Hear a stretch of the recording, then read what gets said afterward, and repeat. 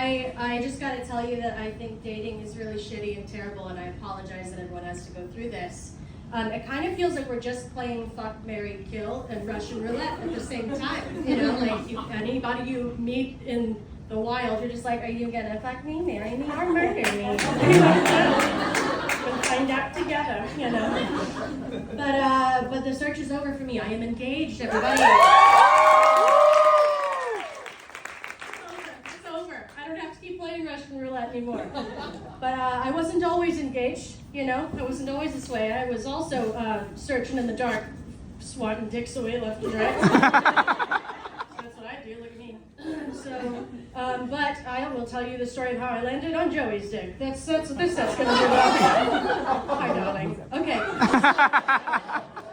So I have always had a type. My three adjectives, the non-negotiables, are like they need to be tall, smart, and dorky. This is my thing. This is my through line. At least I'm consistent, you know. So my high school boyfriend was all these things. He was smart and dorky and tall, and he was Latino. Okay. He was like the kind of pale Latino, like a vampiric one. You know. He kind of looked like if Jerry Seinfeld was a baby, or if Mandark from Dexter's Lab hit puberty. He was one of those. You know what I mean? Massive eyes, big lips, and just constantly confused. That was his face. Okay. But he was very sweet at first, and I was like, this is great, first boyfriend. He loved comic books, he loved reading Batman and listening to Foo Fighters and hating women. That was the thing that he did. The first red flag was that like he hated every female character in every TV show and any love plot, which was odd. Like in Breaking Bad, I guess I get it or whatever, but like The Office, like when Jim and Pam kiss and then she goes back to her fiance, he was like, see, women ain't loyal. And I was like, the next red flag is that he cheated on me. So yeah, so my college boyfriend though, he also was tall, smart, and dorky, but he brought it all to like a whole other level, guys. Like he worked at Barnes & Noble. Okay? Like he wore like collared shirts and a sweater at the same time. Yeah, he read The Economist for fun, and he like understood it, you know? He was in a band that didn't have a name, okay? And he had that like bowl haircut like Christopher Robin, so it was doing all kinds of stuff for me, you know? But his red flag was just that his parents made more money than mine. Do you know what I mean? So, like, all of their blankets matched, like all their bedding matched. Like their house did not smell like cigarette smoke on the inside. It was off-putting, you know? He also said that my family was obnoxious and low class, which is, accurate, maybe, rude, sure, you know? Like I can say it, not you. But there was no love lost. Dad called him a lurch behind his back because he reminded him of the butler from the Addams Family.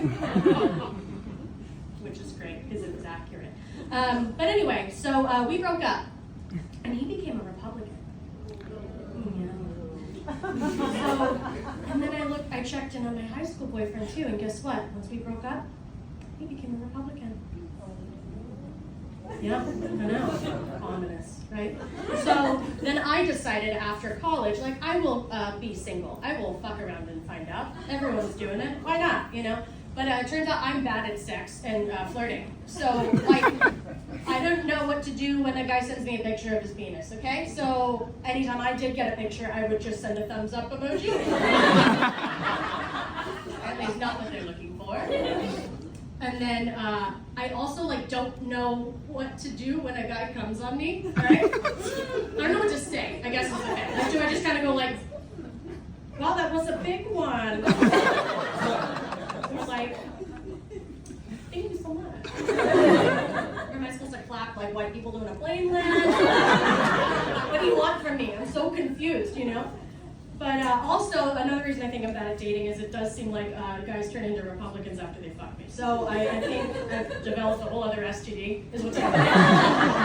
All right? So my first attempt at fucking around, this guy was tall, smart, dorky, and his kind of dorky was that he was a redhead. It's a special breed of dorky, right? Yeah. Like, and I know, like, gingers are rare, and there's, like, special, and they don't have eyebrows or eyelashes, whatever. But, like, my best friend is a ginge. My sister's a ginge. So when I started dating one, it kind of looked like I was collecting him a little bit. Kind of creepy. His red flag was just that he was emotionally unavailable. One day he just kind of forgot about me. I think we just stopped dating because he just stopped texting me. It was just fine. So I guess we broke up, and guess what? That's right. That guy's ballot is as red as the hair on his ass. The next guy I dated, you know, tall, smart, dorky, right? His kind of dorky was that he had a motorcycle.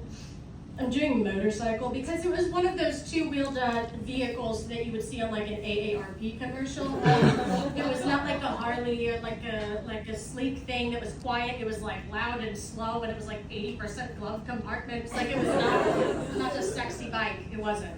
But he was really sweet and he was really smart. And I was like, oh, I think I'm in the clear. This is great. He's emotionally available. He like responds when I text him. This is great, you know. But, you know, the red flag revealed itself eventually. It was election night 2015, okay? Well, turns out he was a big fat Republican. That one wasn't me, okay? I was fucking born this way, this one.